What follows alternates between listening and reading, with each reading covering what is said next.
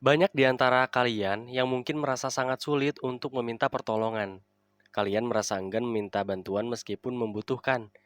Dalam sebuah cerpen yang berjudul Mudik karya Putu Wijaya, ada satu tokoh yang enggan meminta bantuan pada keluarganya karena takut merepotkan. Saya tak ingin merepotkan mereka, karena tanpa ditambah-tambah pun urusan mereka sudah banyak dan hidup mereka serba kekurangan. Biarlah segala penderitaan ini saya hadapi sendiri, kata tokoh suami dalam cerpen tersebut. Rupanya, banyak orang di dunia ini yang mirip dengan tokoh suami dalam cerpen Mudik. Mereka merasa meminta bantuan merupakan hal sulit. Mereka menghindari meminta pertolongan, memilih mengerjakan apapun sendiri. Lalu, apa saja penyebab manusia enggan meminta tolong? Mengapa ada orang yang enggan meminta tolong? Dan bagaimana cara mengatasi enggan meminta pertolongan? Selamat datang di Lebih Baik. Di video kali ini, kita akan membahas penyebab dan cara mengatasi enggan meminta bantuan. Seorang psikolog, Heidi Grant, menyebut penyebab seseorang enggan meminta bantuan pada orang lain karena keyakinan bahwa orang lain akan menolak membantu. Heidi Grant menyebut hal ini sebagai kegagalan perspektif.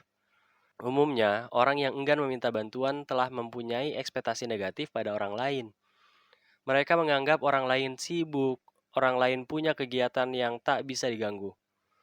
Prioritas orang lain tak boleh diganggu-gugat. Sehingga alih-alih meminta bantuan, orang tersebut menghindari dan memilih melakukannya sendiri. Dengan melakukannya sendiri, orang tersebut merasa ia tak mendapat penolakan dan lebih menenangkan hati. Penyebab lain yang membuat seseorang enggan meminta bantuan adalah ego dan pikiran mandiri. Menurut penulis M. Nora Bouchard, banyak orang yang ingin melakukan semua pekerjaan di bawah kendali diri mereka. Saat mereka meminta bantuan pada orang lain, itu artinya ada estafet kepemimpinan dan kekuasaan yang berpindah tangan. Dan banyak orang tak rela jika pekerjaan dilakukan orang lain. Pekerjaan tersebut mungkin saja berakhir tak sesuai harapannya. Orang yang perfeksionis dan punya ego yang tinggi umumnya merasa sensitif pada kesempurnaan suatu pekerjaan. Penyebab lainnya yang membuat seseorang enggan meminta bantuan adalah tak ingin terlihat lemah di mata orang lain. Mereka merasa saat meminta bantuan menunjukkan diri mereka tidak mampu. Mereka menganggap meminta bantuan adalah memalukan karena orang lain tahu situasi sulit yang sedang dihadapi. Contohnya saja, saat seseorang sedang kesusahan dan merasa depresi. Mungkin mereka enggan meminta bantuan orang lain karena takut dihakimi atau terlihat lemah.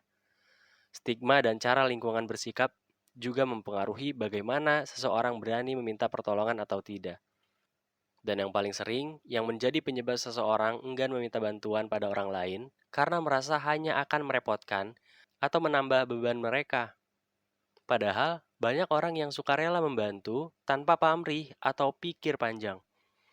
Sebuah survei global Gallup menemukan 3 dari 4 atau 73% orang Amerika membantu orang asing yang membutuhkan pertolongan. Bahkan, sebanyak orang-orang di 70 negara berbeda juga ditemukan hal serupa. Meremehkan kebaikan hati manusia adalah sebuah kejahatan, di mana banyak fakta manusia membantu manusia lain tanpa memandang bulu. Lalu, bagaimana agar kita tak lagi enggan meminta bantuan saat membutuhkan? Pertama, sadari, meminta bantuan adalah bentuk komunikasi yang menghubungkan manusia. Saat meminta bantuan, kalian telah menghargai keberadaan manusia lain. Dengan meminta tolong, kalian membangun koneksi dan bergotong royong dalam menjalani kehidupan sekecil apapun. Manusia merupakan homo sosial, sudah sepatutnya saling tolong-menolong, saling bantu-membantu. Hal ini juga merupakan hukum universal di semua kepercayaan bahwa tolong-menolong adalah perbuatan baik. Bahkan secara ilmiah, menolong dikatakan dapat membuat kepuasan batin dan memicu kebahagiaan dalam diri seseorang. Kedua, utarakan terus terang. Saat meminta bantuan, utarakan apa yang kalian harapkan dari orang lain. Jangan menggunakan kode atau menunggu kepekaan seseorang. Banyak orang bersikap memberi tanda atau bahkan diam menunggu orang lain paham.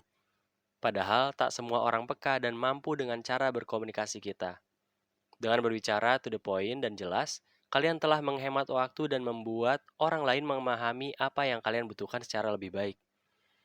Ketiga, perhatikan situasi, kondisi, dan orang yang diminta bantuan. Saat meminta bantuan, kalian juga harus punya kepekaan apakah orang lain sedang sibuk atau tidak. Kalian juga harus sensitif melihat orang lain apakah tepat dimintai bantuan tertentu atau tidak. Keempat, sadari bahwa meminta bantuan adalah hal wajar. Sebagai manusia, kita hidup bermasyarakat dengan orang lain. Sudah sewajarnya kita saling membutuhkan untuk berbagai hal dalam hidup. Jangan menganggap diri sendiri lemah saat meminta bantuan. Semua orang perlu sandaran saat mereka sedang kelelahan. Turunkan gengsi dan mulailah meminta bantuan jika membutuhkan. Terakhir, mantan Presiden Barack Obama pernah berkata, "Meminta bantuan bukanlah tanda kelemahan, itu adalah tanda kekuatan." Itu menunjukkan keberanian mengakui ketika Anda tak tahu, dan kemudian memungkinkan Anda mempelajari sesuatu yang baru. Itulah alasan mengapa kita enggan meminta bantuan. Jangan sungkan untuk meminta uluran tangan ketika sedang membutuhkan. Jangan sungkan untuk bersandar ketika sedang lelah menjalani kehidupan. Jangan tunda untuk like, komen, dan subscribe lebih baik. Dosis harian untuk tips dan pengembangan diri untuk kamu yang lebih baik.